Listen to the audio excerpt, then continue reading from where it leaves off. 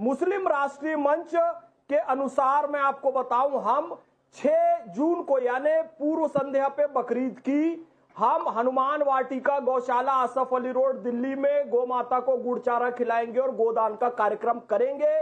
सचमुच में जो कुर्बानी है, जीवों की सेवा करना, अपना अंश, अपनी मेहनत की कमाई या तो हम अपनी सेना को दें या किसी गरीब बच्चे को पढ़ाई के लिए दें या किसी गरीब के घर 1 महीने का राशन पहुंचा दें, किसी के बिजली का बिल दे दें, ये सही कुर्बानी। और इस्लाम और संविधान दोनों के अनुसार मैं कहूं सर 1 मिनट बस, इस्लाम ये कहता है कि वह शख्स मुसलमान हो ही नहीं सकता जिसकी हरकतों से उसका पड़ोसी महफूज ना हो।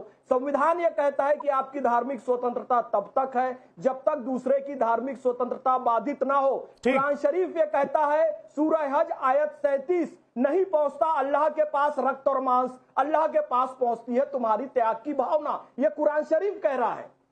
ठीक है सर, बकरीद पर बकरा या केक, सवाल यह भी है कि क्या यह परंपरा है, यह इस्लाम का जरूरी हिस्सा?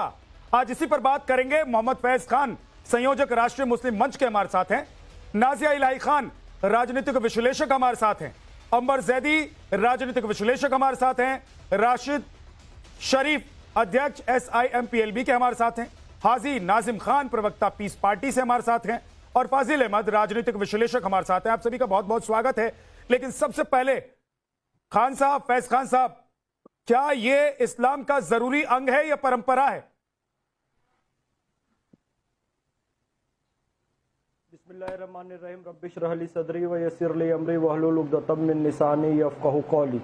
देखिए, ये ऐसा है कि इस्लाम में जो साहिबे निसाब है उसके कुर्बानी करने का आदेश है और मुश्किल से 5 से 7% मुसलमान ही कुर्बानी करते हैं, बाकी करने में सक्षम भी नहीं होते। जब मुझे आप कहें 50,000 का बकरा खरीद लो, मैं नहीं खरीद सकता भैया। ऐसे ही हमारे देश के लगभग 90% मुसलमान है, बहुत कम मुसलमान कुर्बानी करते हैं क्योंकि आवश्यक नहीं है।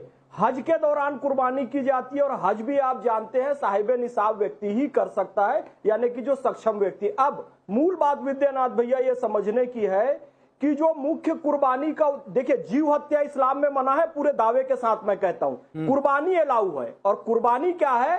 पुत्र मोह की कुर्बानी। हजरत इब्राहिम अलैहिस्सलाम ने पुत्र मोह की कुर्बानी की थी और अल्लाह ने उसी मोह की कुर्बानी मांगी थी। क्योंकि पुत्र मोह में आज मैं कहूं कि राजनीतिक पार्टी और कन्या भ्रूण हत्या वो लंबा विषय हो जाएगा। तो उस पुत्र मोह की कुर्बानी की बात की गई थी। कहने का अर्थ है मोह, मद, लोभ, अहंकार, इसकी कुर्बानी है, सर्वश्रेष्ठ कुर्बानी है। उसके बाद जो जीव की कुर्बानी है वो सर्वश्रेष्ठ कुर्बानी नहीं है। असली तो यही है कि हम अपने विकारों को दूर करें।